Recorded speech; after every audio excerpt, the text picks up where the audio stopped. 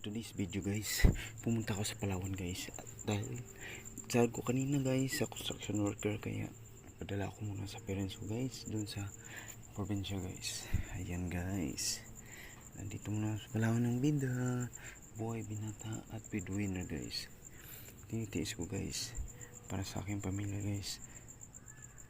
At kaya gagawin ko lahat para mabigyan sila mama ng magandang buhay at yung kapatid kong college mapagtapos ko ng pag-aaral guys.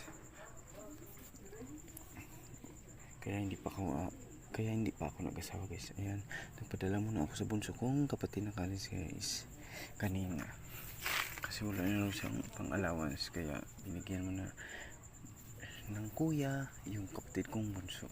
Ayan, ito lang ako guys, isang construction